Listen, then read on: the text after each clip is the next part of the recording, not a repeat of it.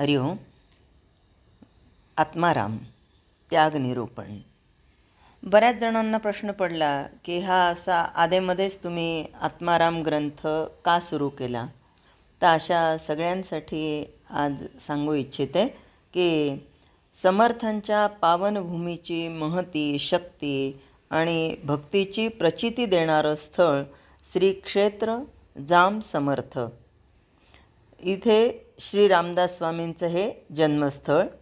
प्रपंच परमार्थाचा मेळ घालत समाजाच्या उन्नतीसाठी भारतवर्षात भ्रमण करणाऱ्या समर्थांच्या या जन्मभूमीचं हे अलौकिक महत्त्व आहे. आणि आता जवळजवळ 2032मध्ये समर्थांनी ज्या इथे रामाच्या मूर्तींची स्थापना केलेली आहे त्याला 100 वर्ष होणारी आहेत. त्यानिमित्तानं सगळीकडे वेगवेगळ्या प्रकारच्या कार्यक्रमांचं नियोजन करायचं असं ठरलेलं. यासाठी गोविंदगिरीजी महाराजांचं पण मार्गदर्शन लाभलेलं. ते अध्यक्षस्थानी होते. पुण्यामध्ये हा कार्यक्रम झालेला.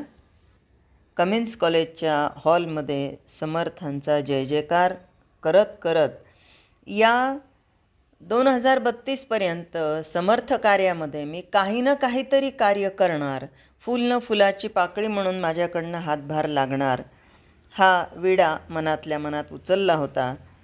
इतर भागवताची सेवा, घरातल्या सगळ्या सणवार या सगळ्या गोष्टी सांभाळताना मुद्दाम बाहेर ठिकाणी जाऊन काही कार्यक्रम करणं शक्य नाही. मग मी काय करू शकते यासाठी हा विचार केला. आणि तिथून आल्याबरोबर असं वाटलं की दासबोधाची पारायणं तर सगळेच जणं करतायत, आपणही केलेली आहेत.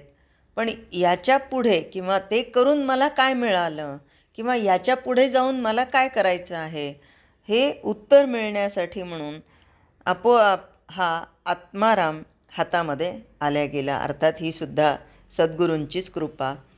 आणि म्हणूनच त्या 2032पर्यंतच्या वेगवेगळ्या कार्यक्रमाच्या अंतर्गत आत्माराम याचा अगदी साध्या पद्धतीने सांगण्याचा प्रयत्न करत आहे. आपण सगळेजण आशीर्वाद देत आहात, शुभेच्छा देत आहात. आणि आपल्या सगळ्यांच्यामुळेच, कारण आपण कोण आहात, तुम्ही श्रोते जगदीश मूर्ती, ही उपमा कोणी दिली आहे? अर्थात समर्थांनीच श्रोत्यांना. तुम्ही श्रोते जगदीश मूर्ती, तेथे माझी व्युत्पत्ती किती, बुद्धिहीन अल्पमती सलगी करीतसे. आणि आपण वेगवेगळ्या प्रकारच्या ग्रंथांचं यावर आत्तापर्यंत विचार करण्याचा प्रयत्न केला, अभ्यास करण्याचा प्रयत्न केला. आपण सगळ्यांनी त्याचं श्रवण केलं आणि त्यामध्ये आपण सगळ्यांनी सातत्य ठेवलं. म्हणून या 2032मध्ये जेव्हा समर्थांनी स्थापित केलेल्या या रामाच्या मूर्तीला 100 वर्ष पूर्ण होणार आणि त्यासाठी त्या बैठकीमध्ये सद्गुरूंच्या कृपेने मला आमंत्रित केल्या गेलेलं, तिथे हा संकल्प सुटला की काही ना काहीतरी करेल आणि आत्मारामातून आपल्या सगळ्यांपर्यंत पोहोचत आहे. तर हा आत्माराम सुरू होण्यापूर्वी आहे तो दासबोध. आणि म्हणूनच या 20व्या ओवीमध्ये आधी समर्थांनी आपल्याला सांगितलेलं आहे की दासबोधीचे समासी निर्मूळ केले मीपणासी, या निरूपणेही वृत्तीसी पालट दिसेना. खरंच आहे, एकदा दोनदा ऐकलं आणि फरक पडला असं होतच नाही. म्हणून या शिष्याला अगदी आत्मीयतेने, जिव्हाळ्याने पडत हे समर्थ 21व्या ओवीमध्ये सांगतात. म्हणून न पुसता सांगणे, घडले शिष्या तुझं कारणे, आता तरी सोये धरणे श्रवण मननाची. आता तरी तू काय कर की श्रवण मनन करण्याचं ही सवय लावून घे. कशासाठी आणि हे कसं करायचं ते परत 22व्या ओवीमध्ये सांगतात. चातक पक्षी वरीचा वरी, चंचू पसरून थेंबुटा धरी, जीवन सकळ ही अभेरी भूमंडळीचे. काय घ्यावं, कसं ग्रहण करावं, तर ते चातक पक्षाप्रमाणे करावं. कारण जे श्रवण केलं आहे त्याचं फळ केव्हा मिळतं? जेव्हा आपण क्रिया करतो तेव्हा मिळतं. म्हणूनच समर्थांनी आता आत्मारामामध्ये आम्हाला 23व्या ओवीमध्ये सांगितलेलं आहे, तैसा शब्द वरुषाव होता. तैसा शब्द वरुषाव होता, असो नेदावी वेग्रता. तैसा शब्द वरुषाव होता, असो नेदावी वेग्रता. श्रवणपुटी समाविता मनन करावे. हे आपल्या सगळ्यांच्या बाबतीत नेहमीच होतं बघा. काय म्हणतात? तर शब्दांचा वर्षाव जेव्हा तुझ्यावर होईल तेव्हा कोणतीही व्यग्रता असू देऊ नकोस. म्हणजेच काय? तर तुझं लक्ष इकडं तिकडं जाऊ देऊ नको. आता लक्ष इकडं तिकडं जाणार नाही असं तर कुठेच परिसर नाही आहे. बघा, आता कोल्हापूरला महालक्ष्मी मंदिरामध्ये जेव्हा कीर्तन होत असतात त्यावेळी मला असं वाटलं होतं की बापरे, एवढ्या गर्दीमध्ये आपल्याला कीर्तन करायला कसं जमेल. पण नाही, जेव्हा आपण त्या साध्याशी खऱ्या अर्थाने एकनिष्ठ होऊन साधना करतो ना, तेव्हा आजूबाजूचा परिसर कसा आहे हे माहिती नाही, त्याच्याबद्दल आपलं काही घेणं देणं नसतं. आपलं चित्त आपोआप एकाग्र होत असतं. आणि त्यासाठीच समर्थ इथे सांगतात की अशी तुला जागाच मिळणार नाही की जिथे तुला काही कोणत्या प्रकारची अडचण येणार नाही. पण अशा कोणतीही एकदा व्यवस्था कर तुझ्या आपल्या बसण्याची आणि श्रवणाकडे लक्ष लागेल हे पाहायचं.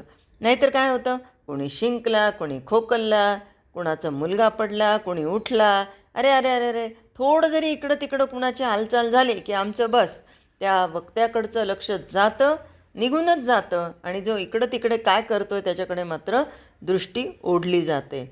आणि मग काय होतं, हे जे आहे म्हणजे इकडे जे आपल्या मनावर परिवर्तन करणारे शब्द आहेत ते निघूनच जातात ना. म्हणून जेव्हा जेव्हा असं काहीतरी तू ग्रहण करत असशील तेव्हा तू काय कर, श्रवणपुटी समाविता मनन करावे.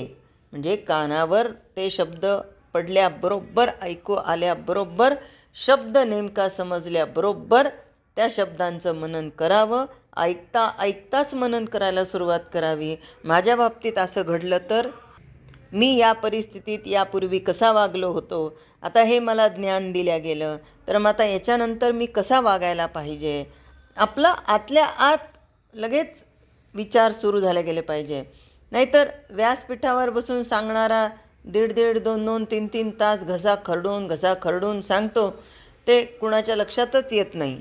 एकदा तर मी गमतीने म्हणलं पण की तो शिंकला की त्याच्याकडे लक्ष चाललं ना तुमचं. मग मला असं वाटतंय की मी इथे 3 तास शिंकतच बसले तरच तुमचं माझ्याकडे लक्ष जाईल का काय.